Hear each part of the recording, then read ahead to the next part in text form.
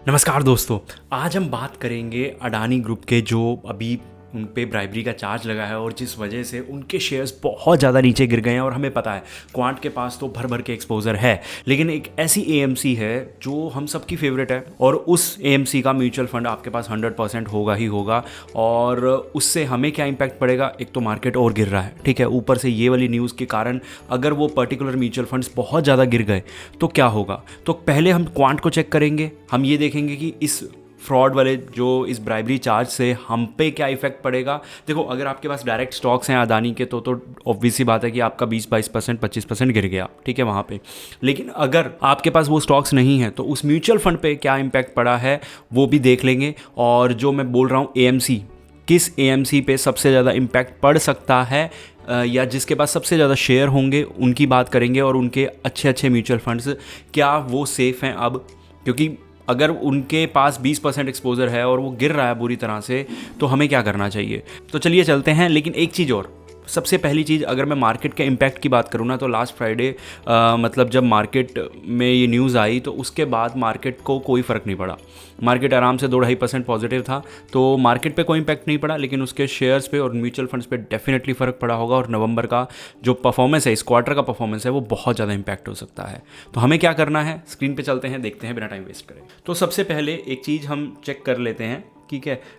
इन पे जो $250 मिलियन की ब्राइबरी का चार्ज लगाया है, क्योंकि ये यूएस में मनी रेज करना चाह रहे थे। इनको लगा ये इंडिया है, आसानी से हो जाएगा सब कुछ, लेकिन ऐसा हुआ नहीं, ठीक है। उसके बाद अब कितने बड़े बिजनेस टाइकून हैं वो भी देख लीजिए। 30% मार्केट शेयर है, जो पोर्ट्स 13 पोर्ट्स इन्हीं के हैं, ठीक है। 7 एयरपोर्ट्स हैं, जो 23% ऑफ पैसेंजर ट्रैफिक हमारा वहीं से मतलब जाता है, ये लगा लीजिए। India second largest cement business, 20% of the market. अब सेकंड लार्जेस्ट है, 20% मार्केट शेयर इन्हीं का है। तो आप इनकी चीज़ें यूज़ करे बिना, इनके शेयर्स का एक्सपोजर लिए बिना म्यूचुअल फंड्स तो नहीं खरीद सकते। तो सबसे पहले आ जाते हैं क्वांट के म्यूचुअल फंड्स पे। क्वांट के म्यूचुअल फंड लास्ट क्वार्टर में इतना गिर चुके हैं। अब सरप्राइजिंगली आप ये देखेंगे कि ये तो स्मॉल कैप सबसे ज़्यादा गिरना चाहिए, लेकिन सबसे कम गिरा है। और हम जब वीडियोस बनाते थे, आप मेरी पुरानी 10-15 वीडियोस देखिए मार्केट गिरने से पहले, सितंबर से पहले क्वांट की, तो मैं हमेशा बोलता था कि क्वांट मिड कैप बाकियों से बेटर है। रीज़न, क्योंकि एक तो ये बाकियों से बहुत आगे रहता था स्मॉल कैप कैटेगरी में, जैसे निप्पॉन से बहुत ज़्यादा आगे था, या फिर एक्सिस से बहुत ज़्यादा आगे हो गया, एसबीआई से बहुत ज़्यादा आगे हो गया। तो एक तो ये बहुत ज़्यादा आगे रहता था। दूसरा, इस कैटेगरी में हमें मोतीलाल मिला हुआ था, इस कैटेगरी में हमें महिंद्रा मिला हुआ था, और इस कैटेगरी में मुझे पराग पारीक या जेएम फ्लेक्सी वो ज़्यादा बेटर लग रहे थे। तो इसके बजाय हम क्वांट पे ज़्यादा फोकस करा हमने। लास्ट 1 ईयर के रिटर्न्स भी बहुत अच्छे रहे इसके, लेकिन अभी हमें फोकस करना है कि ये सिर्फ और सिर्फ मार्केट की वजह से गिरे हैं या फिर इसमें अदानी का भी कुछ हाथ है। तो सबसे पहले अगर मैं यहाँ पे देखूँ, मैंने क्वांट स्मॉल कैप का नहीं देखा है यहाँ। सबसे पहले अगर मैं क्वांट मिड कैप का देखूँ तो मिड कैप में मुझे कोई भी नॉर्मली आपको देखना है एसीसी और अंबुजा सीमेंट्स, ठीक है। और बाकी जो इनके 7-8 स्टॉक्स बच जाते हैं ना, उनमें अदानी लिखा आता है। ये 2 स्टॉक्स ऐसे हैं जिसमें अदानी लिखा हुआ नहीं दिखेगा आपको, एसीसी लिखा आता है या अंबुजा सीमेंट लिखा आता है, ठीक है। तो इसके लिए आप थोड़ा सा ध्यान रखिए, शायद अगर मैं मिस कर जाऊँ तो यहाँ पे मुझे उनके 9 स्टॉक्स में से कुछ भी नहीं दिख रहा है। और अगर और नीचे जाता रहूँ तो टॉप 10-12 में कुछ भी नहीं है। तो मिड कैप जो गिर रहा है वो अपने आप गिर रहा है। उसके बाद हम आ जाते हैं, मैंने स्मॉल कैप छोड़ा, स्मॉल कैप में भी कुछ नहीं था। एक्टिव में आ जाते हैं। क्वांट एक्टिव का एक्सपोजर देखने से पहले मैं आपको एक छोटी सी न्यूज़ देना चाहूँगा जो हम चीज़ करने की सोच रहे हैं 2025 में। और वो क्या है, देखिए, अगर आप हमारे साथ स्टार्ट करना चाहते हैं, बहुत से लोग चाहते हैं कि उनका पोर्टफोलियो हम मैनेज करें। अगर आप चैनल पे नए हैं, पुरानी वीडियोस जाके देखिए, हमारे पोर्टफोलियो रिव्यू देखिए, आपको पता लगेगा कि हम किस तरह से एनालिसिस करते हैं, कितना इन डेप्थ जाके चीज़ों को देखते हैं, ठीक है। तो अगर आपका पोर्टफोलियो हम मैनेज करते हैं तो उसमें आपको क्वार्टरली रिव्यू मिलेगा, उसमें सारी की सारी इन्वेस्टमेंट हम आपकी देख रहे हैं, आपके गोल्स क्या हैं उसके अकॉर्डिंगली चलेंगे, और बहुत कुछ एक्स्ट्रा मिल जाएगा आपको वहाँ पे, जैसे कि अगर लमसम अपॉर्चुनिटीज़ आती हैं या कुछ प्लानिंग्स वाली बात हो गई, और फिर जो टैक्स प्लानिंग होती है आपकी म्यूचुअल फंड की, वो वाली टैक्स प्लानिंग भी, टैक्स हार्वेस्टिंग बोल लीजिए या कुछ। और जो हम 2025 में अभी लॉन्च कर रहे हैं मतलब अभी हम उस पर काम करेंगे और 2025 के फर्स्ट 2 क्वार्टर्स के अंदर हम कोशिश करेंगे कि ये सब आपको प्रोवाइड कर दें। फ्री कोर्सेज जो हमारे क्लाइंट्स के लिए फ्री रहेंगे बिल्कुल, और फ्री सेशन तो अभी हमने चिल्ड्रन डे पे भी एक अवेलेबल करवाया था। तो ये चीज़ें आने वाले टाइम में हमारे क्लाइंट्स को एक्स्ट्रा सर्विसेज के रूप में मिलेंगी। लेकिन अभी चलते हैं वापस वीडियो में, ठीक है।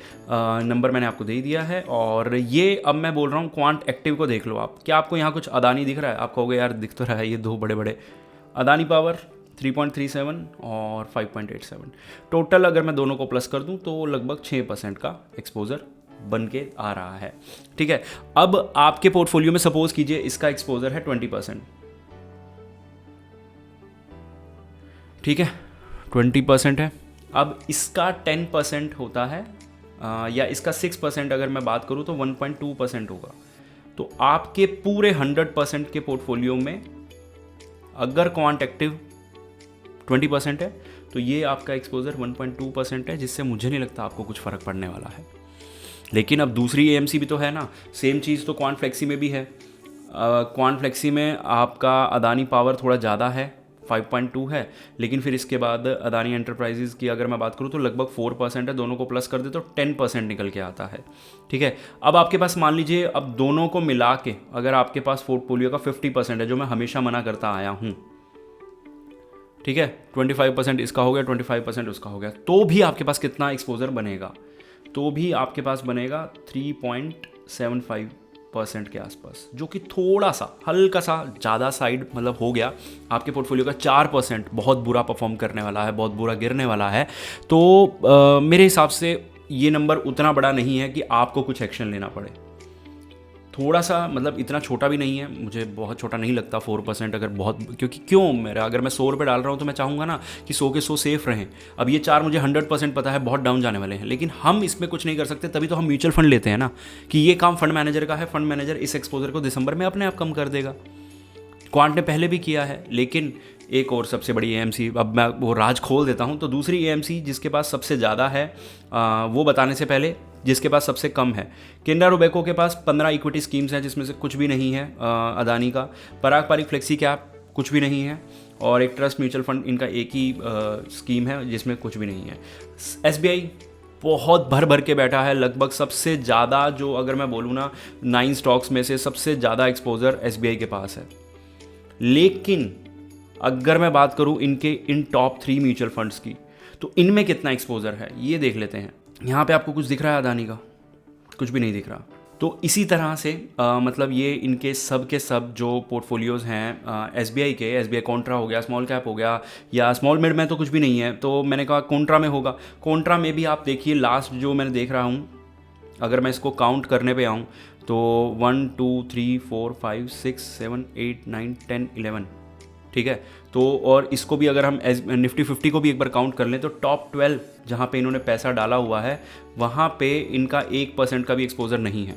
नीचे होगा भी तो 1-2%, 2% कहीं पे, लेकिन उसमें भी मेन इनका इन फंड्स में जो बहुत फेमस फंड है जो हमने ले रखे हैं, यानी कि आप लोगों ने ले रखे होंगे, मैंने अपने क्लाइंट्स के लिए ले रखे होंगे, तो उन फंड्स में कोई दिक्कत नहीं है एटलीस्ट अदानी को लेकर।